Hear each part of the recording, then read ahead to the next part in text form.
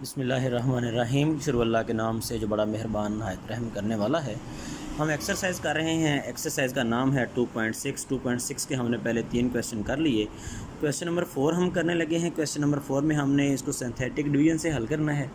Synthetic division से हल करते हैं तो हमारे पास जो इक्वेशन दी हुई है वो दी हुई है x³ - 28x² 28x + 48 = 0।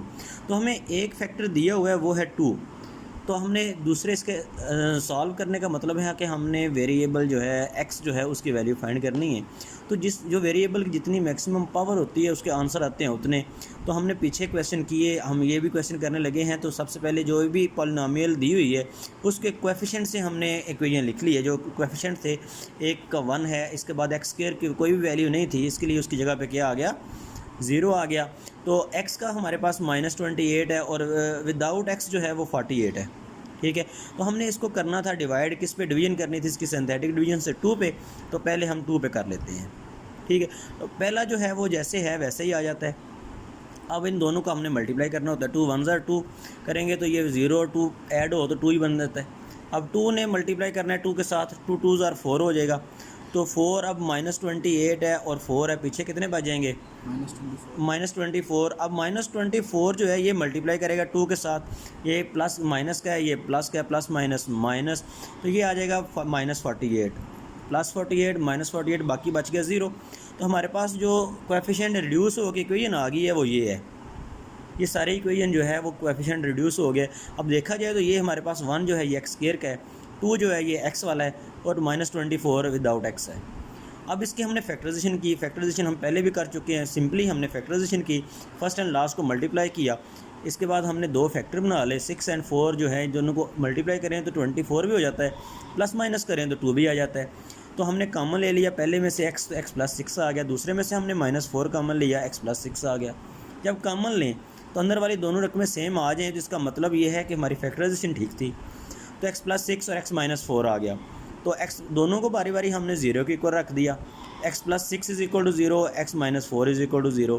तो ऐसे हमारे पास एक आंसर आ गया, x = -6 और एक आ गया x = 4। तो हमारे पास जो सोल्यूशन सेट बना, एक आंसर हमें ऑलरेडी गिवन था, जो फैक्टर था वो 2 था और 2 हमारे पास मज़ीद आ गए हैं। 2 -6 और 4 जो है ये इसका सोल्यूशन सेट है। हाँ जी, क्वेश्चन नंबर हमने किया 4 का पार्ट नंबर 1, पार्ट नंबर हम करने लगे हैं 3। दोनों क्वेश्चन बिल्कुल सेम थे। पार्ट नंबर 3 में भी हमारे पास एक पॉलिनोमियल गिवन है, एक फैक्टर दिया हुआ है, बाकी 2 हमने इसके फैक्टर फाइंड करने हैं। इस फैक्टर से हमने इक्वेशन जो फैक्टर्स थे कोएफिशिएंट से हमने वो कोएफिशिएंट्स लिख लिए। अब इसको -1 पे डिवाइड किया। सेम इसी तरह ये आपके सामने है, 4 आ गया, -5 और -6 आ गया, ये एंड पे 0 हो जाएगा, जैसे पीछे हम क्वेश्चन कर चुके हैं। तो रिड्यूस हो गए जो हमारे पास इक्वेशन बनी, उसकी इक्वेशन ये बन गई है 4x² - 5x - 6 = 0। हमने इसकी फैक्टराइजेशन कर ली है। फैक्टराइजेशन का मेथड आपको ऑलरेडी बता चुके हैं। तो पहले में से भी कॉमन लिया, दूसरे में से भी कॉमन लिया। कॉमन लेने के बाद हमने देखा तो दोनों के अंदर इनटू के अंदर जो चीज़ आ गई है वो सेम आ गई है। दोनों को हमने इक्वल कर दिया 0 के। तो हमारे पास एक आंसर आ गया 2, दूसरा आ गया -3/4। तो हमारे पास एंड पे जो इक्वेशन बनी, एक जो आंसर था वो -1 था, बाकी 2 और -3 और 4 ये हमारे पास आंसर आ गए हैं। ये क्वेश्चन नंबर 2 हो गया जी। अब क्वेश्चन नंबर 5 हम करते हैं। क्वेश्चन नंबर 5 में भी हमने सॉल्व बाय सिंथेटिक डिवीजन से इसको हल करना है। सिंथेटिक डिवीजन का पहला पार्ट आप लोग खुद कीजिएगा। वो छोड़ने का मकसद ये है कि वो आप लोग उसकी प्रैक्टिस करें। जब आप प्रैक्टिस खुद करेंगे तो क्वेश्चन आपको मज़ीद जो है क्लियर हो जाएंगे। तो पार्ट नंबर 2 हम करते हैं, जिसमें हमारे पास पॉलिनोमियल दी हुई है x जो है वो x⁴ 2x³ - 13x² - 14x + 24 = 0 है।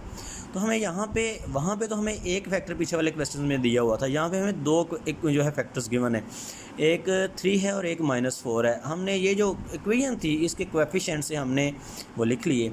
तो हमने बारी बारी दोनों पे डिवाइड करना है, एक दफ़ा 3 पे करेंगे, एक दफ़ा -4 पे करेंगे, जिससे मर्ज़ी आप पहले कर लें, कोई फ़र्क नहीं पड़ेगा। तो सिंथेटिक डिवीजन को यूज़ करते हुए हम पहले 3 पे करते हैं, तो पहला जैसे होता है वैसे ही आ जाता है। 3 1 ज़ा 3, 3 और 2 5 बन जाता है। 5 3 से मल्टीप्लाई करता है तो 15 आ जाता है। 15 प्लस क्या है, 13 माइनस क्या है तो +2 बन जाता है। +2 जो है वो 3 से मल्टीप्लाई करता है तो 6 आ जाता है। 6 -8 आ जाता है। 8 जो है -8 3 से मल्टीप्लाई करेगा -24 आ जाएगा, तो बाकी बच जाएगा 0। अच्छा, अब हमारे पास जो रिड्यूस हो के इक्वेशन आई है, अब इसको हमने -4 पे डिवाइड करना है, क्योंकि ये भी एक फैक्टर है। -4 पे करेंगे। पीछे हम काफ़ी ज़्यादा क्वेश्चन इसी टाइप के कर चुके हैं। तो ये 1 आ जाएगा, 5 में से -4 किया तो 1, ये -2 बच गया। अब ये जो रिड्यूस होकर इक्वेशन आई है, इसकी हमने बना ली इक्वेशन, ठीक है। फैक्टर्स जो थे इसकी इक्वेशन बनी, इन इक्वेशंस को हमने फैक्टराइजेशन की। इसकी फैक्टराइजेशन -2x² बन जाएगा फर्स्ट एंड लास्ट को मल्टीप्लाई करने से। तो 2 हमने इसके फैक्टर बनाए +2 और -1। पहले में से x कॉमन लिया, x + 2 आ गया। अंदर वालों में से -1 कॉमन लिया, x + 2 आ गया। दोनों को इक्वल हमने 0 के कर दिया। तो 0 के इक्वल करने के बाद एक आंसर हमारे पास -2 आ गया, दूसरा हमारे पास 1 आ गया। तो 2 आंसर जो थे वो हमें फैक्टर ऑलरेडी गिवन थे क्वेश्चन में। वो x = 3 और x = -4 ये ऑलरेडी गिवन थे। 2 हमारे पास मज़ीद आ गए। तो अभी आपको यही बताया कि जितने मैक्सिमम पावर होगी आंसर उतने होंगे। तो 4 इसकी ज़्यादा से ज़्यादा पावर है तो आंसर भी 4 आ गए हैं। तो हमारे पास सोल्यूशन सेट बन गया -3, -4, -2 एंड 1। तो ये हमारी आज एक्सरसाइज कंप्लीट हो गई है। एक्सरसाइज थी 2.6। तो नेक्स्ट इंशाल्लाह हम अगली एक्सरसाइज करेंगे। तो इस एक्सरसाइज की आप लोगों ने प्रैक्टिस कर लेनी है। मज़ीद कहीं पे किसी किस्म का कन्फ्यूजन हो, कोई मसला बात समझ ना आए, किसी प्रॉब्लम हो तो आप कमेंट करके पूछ सकते हैं। तो अल्लाह हाफिज़।